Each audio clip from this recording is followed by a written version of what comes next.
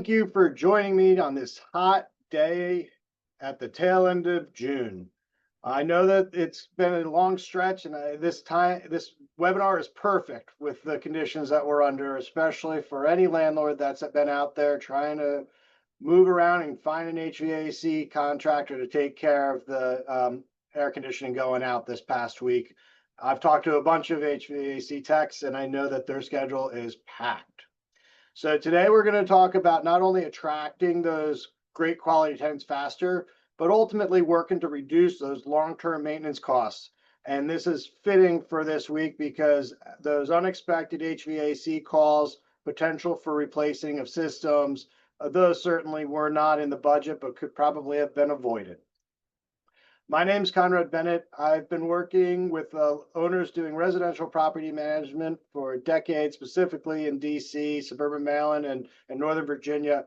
And our team has worked with owners to be able to not only maximize that income, but minimize the expense. And there's a lot that goes into it. I'm only going to touch on a handful of things today, but it's all about those strategic upgrades that matter. And that's really what we want to focus on. Because in a day where we're trying to foster rising tenant expectations, a competitive rental market, and then ultimately improve that rentability of your property, we want to reduce that vacancy time and maximize the income, because those are the impacts on what you're going to see when you're running your property as a business. And so why does strategic upgrades matter? It's because today's renters expect more. They shop around, they compare listings with a critical eye. So these strategic upgrades not only make your property stand out, but they reduce the days on market and lead to better quality tenant applications. And of course, you should know that the faster the home leases, the lower your vacancy loss. And that's where real money goes back into your pocket. And the upgrades aren't just about the looks, they reduce the maintenance tickets, they prevent breakdowns, and they ultimately raise your net operating income, which I'll refer to as the NOI. Show-ready upgrades. This is important these days. The first impression truly does count. Most tenants these days are going to be looking online all day and all night, but nobody goes out and pounds the pavement until they've got a pretty good feel for what they've seen. Statistics had shown a few years ago that anybody that's looking is going to narrow their search down to their top 5, likely schedule 3 viewings, and then presumably pick one if they're in a pinch. I'm sure that you can relate to that. The last time you went on a vacation, looked at a VRBO or a hotel, or even were shopping for some clothes, you probably have that funnel that you're going to be working around, trying to determine which ones are going to be the most attractive at a certain time. So we want to talk about those modern updates. Just having matching appliances goes a long way. Countertops, the condition of the countertops is a big part. In fact, the kitchen as a whole is a make or break for a lot of applicants. So we want to make sure that you're spending the money where it's going to count and have the biggest impact. And so those are quick and easy options. Preferably stainless steel is still the go-to. White, black, also great alternatives, but making sure that they're uniform throughout the unit. It definitely gives that cohesive and high-end feel, even at an entry-level rental. Now the countertops, like the granite and the quartz, say quality to a tenant and help justify premium rents, especially in DC, where we're probably 50% above the national average in terms of rental pricing. Countertops are a huge part, but as are the closet systems. If they're adding functionality and luxury with the square footage that we have, it's a really important opportunity for you to maximize that potential. Not a terrible expense to be able to put in one of the laundry systems. They don't always have to be the alpha systems that the Container Store sells, but there are great opportunities to make sure that that useful space in the closets is being maximized. And it also gives off that wow factor. All right. And then, of course, fresh coat of paint goes a long way. I know it's expensive. I know that a gallon of paint is now nearly $100. But ultimately, a fresh coat of paint, making it bright and light and neutral and airy, has ultimately been the most attractive aspect for a lot of owners. So if nothing more, make sure that a fresh coat of paint goes a long way. We have plenty of properties, owners that have lived there for years, if not, a decade, thinking that it had just recently been painted. But once you start taking the pictures off the wall, move the furniture away, it's really evident where those high traffic areas have been, and even some of the lesser. Any ding that you have on the wall, any blemish is very noticeable to a future tenant, and a fresh coat is well worth the expense. Flooring and curb appeal. Now, the flooring is ultimately two parts to it. First of all, it has become more of a red flag to renters, especially when it's throughout the entire unit. A lot of owners may have it in the bedrooms, which is very attractive to some tenants, but it's got to be clean, it's got to be ready. But has been a red flag for a lot of tenants because not only does it attract odor, but it wears poorly. Some of them don't get them cleaned with any regularity, which means that it accelerates the useful life of them. But the LVP, the tile, the hardwood floor give a clean, durable finish and shows much better in photos. Now, if we're moving outside, the landscaping is often the first impression for a lot of units. Outside space, even though there's such a small window of opportunity here in DC to utilize it, it's still a huge selling point. And so if we make sure that it's properly maintained, that curb appeal sets expectations even before they do the walkthrough, right? Edge those lawn, clean the porches, do some simple landscaping, throw down new mulch. Low maintenance plants go a long way, and it's a high return on that investment for a very low effort. For those with patios, also power washing. It gives an instant facelift and has a great return on that spend. Now, I talked about what it's looking like to get people in, and that's ultimately going to be something that we're going to talk to on the next slide or in the next couple of slides. But we also want to make sure that we're reducing the maintenance headache because residents are inconvenienced every time that the maintenance has to be attended to, whether or not they're impacted in the middle of the night by an emergency call or they have to meet with a vendor to provide access. Every one of those has an impact. And in this day and age where we're getting back to the office, the residents are home less frequently. There is going to be a paid time off conversation that we're able to help facilitate when we're managing the property. But ultimately, anytime that there's an issue that needs to be resolved, it does have an impact on the tenant's enjoyment of the unit. And so we want to work on any opportunities to avoid those unforeseen scenarios. Those upgrades can matter. We don't want the tenant having to deal with a hot water heater busting at 2 a.m., right, when it fails, or the cold shower because the pilot light went out. So anytime that we can have an opportunity to proactively replace the hot water heater that is over 10 years old, it's going to be a conversation we're going to be wanting to have with you with some regularity. There are ways to prolong it, but once we start seeing rust develop, we certainly need to consider that sooner than later. We want to make sure that you budget for it. Now, since AC is a big conversation, especially this week, all of those obsolete HVAC systems using R22 refrigerant are essentially time bombs. When they fail, the parts and the repairs are expensive, and they're not even going to hold. So it's going to be putting a Band-Aid on a situation that will continue to be problematic. Whether or not there's a leak or if it's just needing a charge, it's going to be an expensive and probably a temporary fix. So it's worth considering getting those upgrades done sooner than later. And of course, modern systems are better for tenants' comfort. They have fewer breakdowns, and there's often energy savings from them as well. So definitely keep that on the short list going forward. Lighting is a big impact.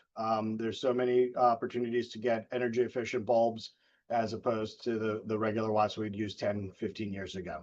They last longer. They're cheap. They may be more expensive, but they certainly last longer. Now, transitioning to drainage and grading, I had an owner that just said to me that they have regular issues with the basement flooding. We started looking at the exterior drains and the irrigation and the water moving away from the property. We found like 3 or 4 different scenarios with just a little dirt and a recurring work order to snake a drain. Haven't had any issues thus far, even with the heavy rains that we had this past week. And so it's really important to be able to look around and there's often things that we will see and detect that we can implement for a reasonably fair price that many owners may not even consider because you've just looked at it and dealt with it, right? But there are great opportunities to improve the grade, the potential for adding a sump pump in lower laying areas, making sure that the gutters are extended away from the house, making sure that the drains remain clear of stoppages. And when we're doing periodic inspections, we have the great opportunity to make sure the tenants are in fact doing it, potentially charge them back if they fail to do so. But those preventative measures have a huge impact on the protection of your investment. Okay. They may not add value to your property, but they certainly reduce the risk of costly claims and legal issues for sure. Because if a resident loses capacity to live in a place, they very well may be asking for some form of compensation, and a conversation that can easily be avoided. Next scenario, a little more expensive, but definitely the insulation, the windows, and the general efficiency. We know that new windows improve energy efficiency and reduce outside noise. These are both major perks to tenants. They can be costly, but by getting some estimates and knowing what those expenses may be, you can start to budget for it. It may not be a this year project, but caulking it could be. Just in reducing the airflow, making sure that the gaps are sealed, and then of course, considering it for a future improvement. The air sealing and the attic insulation are invisible upgrades with tangible benefits because they lower the utility bills and are more comfortable living. And then, of course, there's smart thermostats, LED lighting, which I'd referenced previously. There's simple tech-forward touches that today's tenants notice and appreciate. So some of these things that I've begun talking about are going to have a impact on the showability, right? Like the matching appliances, the granite countertops, the closet systems, the hardwood floors, and that a curb appeal. And then there's also going to be that dissection of the maintenance reducing aspects, like the HVAC replacements, the hardwood hot water heaters, the drainage, the window upgrades. Now, when we balance the short-term lease success with long-term property performance, we can work that happy medium for you. We can also make sure that it's ready to show sooner by proactively attending to some of these things. It'll help reduce the turnover expenses that you incur because a lot of owners just say, I'll do it at the next turnover. I'll do it at the next turnover. Well, turnovers are expensive. And so if you can spread these expenses out over time, you're going to be making more money long-term and have a better capacity to budget. But it also has an impact on how long the places are offline and being vacant. And of course, it has an impact on those stronger first impressions.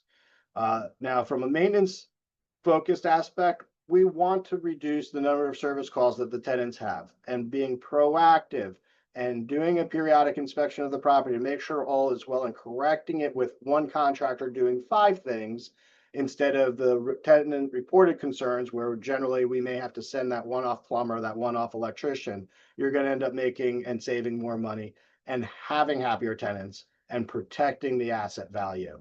So the most effective strategy, do a bit of both. Combine the visual appeal with the smart upgrades behind the walls.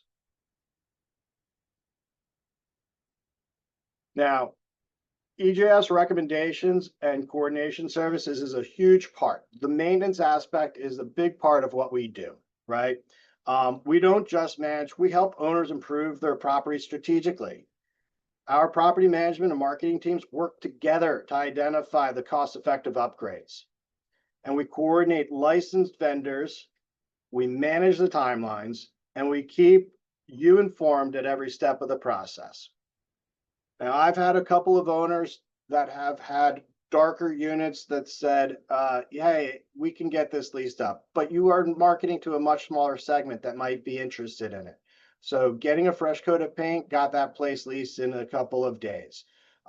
Removing the carpeting when it is looking as if it's been pre-worn and having the ability to throw in hardwood floors, or even sometimes just ripping up the carpet and seeing that we already have some good hardwood floors, has had a really impact on those, not only the value that we're able to get on a monthly basis, but also being able to defer a lot of that maintenance ongoing, and a longer life cycle of the usability of those features. Um, and so if we're able to get an extra couple $100 a month, those are going to have an impact on your bottom line for years to come, especially when the tenants are happy and start staying much longer. And so with EJF, it's not just about the maintenance. It's about maximizing your return on your investment at every step of the way. We're here to help you with the management of your property. And so I would open it up for any questions that anyone may have in these last couple of minutes. I wanted to keep it short and sweet as we are in the summer months and school's out, and I'm sure plenty of people are out on their vacations. So, Elise, did we have any questions that came through? Yes, we have one. Right. So for condos with HVAC heat pumps on roofs, how do we get vendors to clean it out properly, like rinsing with water or chemicals? And how do we communicate with condo/board members to get permission and instructions on what is allowed/prohibited? Yeah, so most of the condo rules will have information about how to gain access. I was just dealing with one where we needed to make sure that we had the code to be able to get on the roof, be able to access it to begin with. And so again, it's a much more manageable when you're doing these proactive inspections and have a service contract with the company to be able to get out, that are able to keep notes in their system, and we keep notes in our maintenance coordination software, so that we know how to gain access, what notices needs to be given, um, because there's two parts of the system. You gotta get into potentially see the unit, test it out, and then of course gain access to the roof to work on it. Most of the buildings that I've been on the roof for tend to have some form of an exterior spigot when they have a lot of systems on the roof. So that generally is going to be one scenario. They also have, and a lot of the HVAC companies can take direction on what chemicals they may or may not use just based on the law and the expectations. But I generally don't see that the buildings govern it unless they are coordinating services for a lot of owners and units. But the outside system is generally a lot less working parts than the lines and the internal units that are accompanying it. So just making sure that it doesn't get gummed up, that everything is lubed, that the screws and bolts are tight, is the biggest impact for a lot of those roof sections.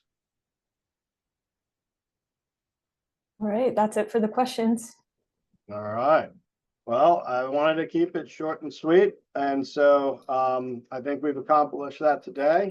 I'm looking forward to anybody that's able to join me next month for another quick session about preventive maintenance. I'm sorry, timely maintenance coordination, because quite frankly, when these issues do come up with tenants this time of the year, you got to be able to address them fast, which means having those contractors lined up and ready to go, and having a pretty deep bench. Because right now we're working with the 7th, 8th, and 9th HVAC companies that are on our list, because sometimes those first few are already really booked up.